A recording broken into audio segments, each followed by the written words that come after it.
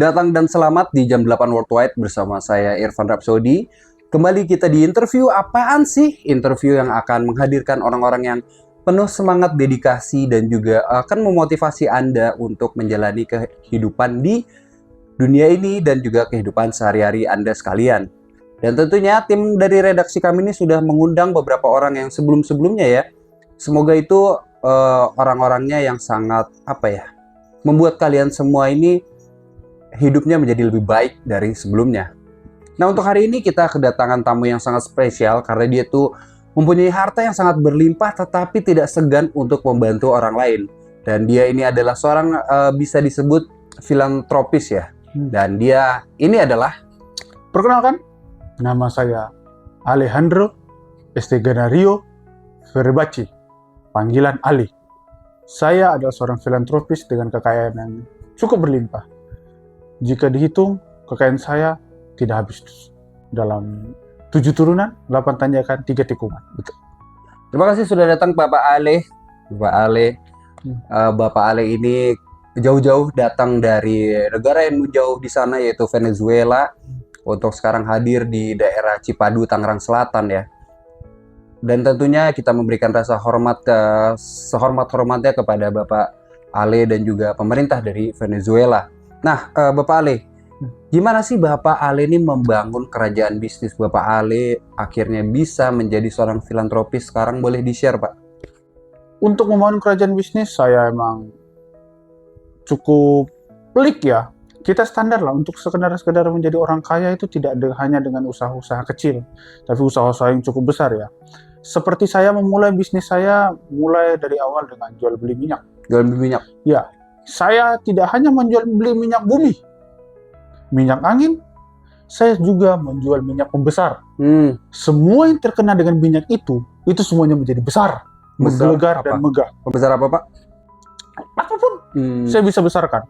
Dari memperbesar ukuran baju, memperbesar bentuk tubuh, memperbesar yang harus dibesarkan, dan juga bisa memperbesar kemungkinan Anda untuk sukses. Nah, begitu pemirsa, sangat super sekali ya. Super sekali. Nah, sebagai filantropis, Bapak ini juga agak susah sebenarnya hidup di lingkungan negara tropis ya Pak ya. Cukup susah ya. Tapi kalau boleh tahu Pak, pernah nggak sih mengeluarkan dalam sehari nih ya? Pernah nggak sih mengeluarkan nominal angka yang fantastis banget? Kalau saya menjual atau ya buat kehidupan pribadi, Pak. Ya untuk kehidupan, apalagi untuk kehidupan pribadi, saya emang tidak bisa terbiasa dengan ya hidup remeh-temeh sederhana itu nggak bisa.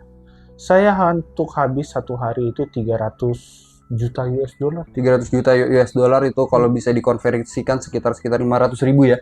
Iya, nah itu 500.000. Ya, sekitar 300 juta US dollar Zimbabwe saya habiskan untuk bagi-bagi ke orang. Ya, banyak yang saya bantu untuk orang-orang miskin, kurang mampu, kurang uang, kurang ganteng. Itu biasa-biasa saya bantu. Dan info juga kepada pemirsa bahwa Bapak ini pernah menggelontorkan dana sekitar 40 juta Vietnam dong itu untuk hanya membeli baut mobil dia yang rusak ya? Iya, saya membeli baut sekitar 2 dengan harga 40 juta karena baut tersebut dilapisi dengan jerih payah dengan kerja keras dari para orang Dong, orang Vietnam. Betul. Jadi baut-baut jerih payah itu yang akhirnya bisa menghidupi kembali seluruh dunia ini dalam lingkungan. Ya, saya juga bisa menjelaskan dengan kekayaan yang saya cukup besar. Saya mengubah kapal selam yang bisa bertahan di dalam air selama 3 bulan menjadi kapal selam yang saya makan dengan cuko. Oke. Itu menarik sekali ya, kapal selam yang dibuat menjadi kapal selam ditambah dengan cuko. Nah, cuko Jericho. Iya. Jadi boleh ceritakan nggak Pak? Kan sebagai seorang filantropis nih Bapak juga pernah waktu itu menumpuk uangnya ya Pak, menumpuk uangnya hampir setinggi dengan Monas. Itu boleh diceritain nggak Pak? Kenapa sih Bapak melakukan hal tolol seperti itu? Ini saya jelaskan ke anak muda dan kawan-kawan sekalian ya. Itu bukan hal baru. Itu menunjukkan bahwa saya bisa. Saya menumpuk uang saya besar, jauh, tinggi, sampai setinggi di Indonesia Monas ya. Saya tidak tahu kalau memang tumpukan saya setinggi itu. Karena yang saya tahu, saya hanya menumpuk untuk kebahagiaan saya sendiri. Saya tidak hanya menumpuk uang, tapi saya menyebarkan uang saya seluas mata saya memandang. Untungnya, mata saya minus. Jadi nggak luas-luas banget. Minus berapa Pak? Boleh di-share? Mata kanan saya minus 5, ini saya takut salah ngomong terjadi doa lagi. Mata kiri saya minus 6. Tapi saya berdoa mata saya tidak minus, kelakuan saya menjadi plus. Ya, betul. Jadi walaupun banyak harta, tapi Bapak siapa tadi? Ale. Bapak Ale ini itu kelakuannya tetap plus. Di tengah-tengah, kesempatan untuk minusnya tuh tinggi sekali ya. Ya, kalian cukup tahu itu. Nah, dan juga ada hal menarik dari Bapak Ale ini, dia itu pernah ketika itu sedang rapat dengan Jeff Bezos, Bill Gates, Xi Jinping dan lain-lain. Tapi ketika sedang di rapat konsolidasi perekonomian dunia, tiba-tiba Bapak ini tidak sengaja mimisan dan kentut. Itu boleh Pak ceritakan, kok bisa Pak? Ya, itu emang sedih. Tapi itu hanya dirasakan untuk orang-orang kaya. Awalnya itu sebenarnya kentut. Manusiawi ya. Orang yang membuang gas. Cuman awal dari mimisan itu karena Xi Jinping dan Jeff Bezos mencium bau kentut saya. Jadi tidak sengaja, puk, darah kiri, puk, darah kanan. Makanya bisa keluar. Iya. Jadi ada hantaman dari si Jinping itu. Dan asisten saya langsung teriak karena nama saya Alejandro. Darah, sumpel. Nah, akhirnya. Gitu. Gini ya. Alejandro. Ini juga pernah dinyanyikan oleh Lady Gaga ya. Alejandro, ale, beta. Gitu dia. Sebenarnya saya mempunyai cue card. Ini banyak sekali pertanyaannya, bisa dilihat ya. Nah, jadi Bapak ini ingin membangun investasi lah, mau investasi di negara kita Indonesia ini. Infonya ini apa Pak? Mau investasi di bidang apa ya Pak? Investasi di tempat saya, di tempat Anda dong. Iya, tempat saya. Tempat Anda banyak ya. Saya akan membangun rumah sehat. Karena kalau selama ini dibangun rumah sakit, nanti orangnya sakit terus. Betul Pak. Kalau saya akan bangun rumah sehat. Saya akan membangun rumah sehat di atas lahan seluas 300 hektar. Di situ kamar ICU di hektar ke-200 dan juga IGD di kamar pertama. Jadi ketika ada yang kritis, dia harus naik mobil ke kamar ICU. Tapi itu tidak sembarang saya lakukan. Saya membangun ini untuk kemaslahatan bersama. Jadi tidak ada lagi yang antri sakit. Semua kamar saya berikan. Betul. Jadi semua orang bisa tertampung hingga akhirnya mereka bisa sehat. Karena tempat saya rumah sehat. Selain itu saya investasi juga di bidang sepak bola. Kalau orang lain sepak bola 1 untuk bermain 10, karena saya kaya raya, semua saya kasih bola. Hanya kipernya 1. Jadi ketika mereka yang mencetak gol, ya tendang aja ke gol masing-masing. Untuk apa diperebutkan? Dunia ini tidak untuk bertarung. Itu fair sekali. Itu saya akan membagikan uang. Itu buat pecinta sepak bola, mungkin ini angin segar ya bagi kita yang suka bola ya.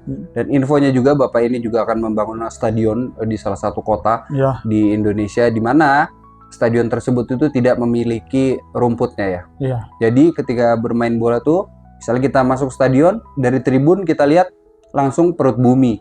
Itu motivasinya apa Pak?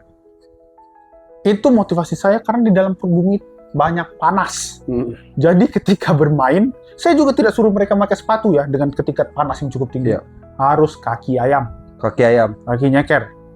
Jadi dengan semakin masuk panas itu ke dalam, maka kami akan bikin liga neraka. Sehingga mereka semua harus kuat bahwa akhir dunia sudah dekat. Itu. Jadi Ya semoga investasi yang akan dijalankan ini Iya, lancar saya ya. disclaimer ya. Oke. Yang kedua itu jangan lah ya, itu dosa, saya maaf. Tapi saya akan membangun lapangan sepak bola yang bagus, tapi dengan stadion tanpa kursi.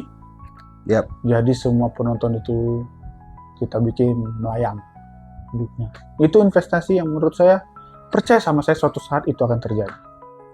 Boleh percaya, boleh tidak, tapi Bapak ini juga bisa fasih bernyanyi, tapi rada aneh ya. Kalau nggak salah waktu itu Bapak pernah menyenandungkan itu lirik seperti wah oh oh wah oh oh wah oh oh. Nah itu boleh Pak dijabarkan, itu lagunya seperti apa? Boleh diberi contoh? Wah, oh, oh. Wah, oh, oh, wah, oh. Nah itu hanya sebagian kecil. Lebih lengkapnya memang dia penggemar saya, jadi saya tahu dia mengetahui. Jadi saya Anda ulang untuk memberitahu kepada peserta. Oke, jadi yang pertama tuh nanti Bapak dari kita bisa bernyanyi bersama ya. Iya. Saya yang bait pertama, Bapak yang kedua ya. Ya. 2, 3, 4, 5, 6, 7, Itu 8. banyak banget. Ayo terus langsung. 1, 2, 3. Wah, oh, oh, wah, oh, oh, wah, oh, wih.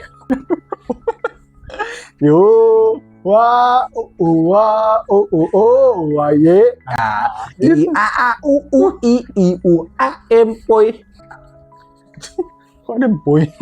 Wah, boy. Apa sih? Anjing, aku tiba-tiba nyanyi. Aduh, oke. Silakan host. Oke, itu tadi senandung yang bagus sekali yang diciptakan Bapak ini ketika sedang mencetak uang di Bank Sentral Venezuela. Oke, ini di segmen terakhir ya Pak, kita akan membagikan kayak tips-tips sih gimana sih untuk menjadi orang yang kaya raya tetapi tetap humble dan sederhana gitu Pak. Oke. Oh teman-teman, nanti yang melihat video ini, kalau saya sering tarik-tarik celana untuk berbicara kepada kalian, itu adalah trik saya untuk membuat diri saya lebih tenang. Karena untuk menjadi orang kaya, teman-teman, Anda harus tenang. Anda harus tahu apa yang Anda mau, dan juga Anda harus yakin dengan apa yang Anda lakukan. Karena untuk menjadi kaya, tidak harus dengan kaya harta, kaya hati, kaya pikiran, kayaknya deh. Dan terakhir, sebagai filantropis, boleh boleh disarankan villa-villa mana yang kayaknya cocok buat muda-mudi yang baru saja menikah? Untuk muda-mudi yang baru saja menikah, saya sebagai filantropis mengusulkan villa-villa yang bagus, seperti Villa Real, David Villa, atau villa-villa yang ada di Bali. Jadi itu interview apaan sih hari ini dari Bapak Alejandro, sang filantropis dari Venezuela. Sampai bertemu di episode selanjutnya, semoga makin jaya dan bersemangat. Ayo kita tutup dengan wah, Kedua gue stuck tuh, udah stuck tuh gue tuh.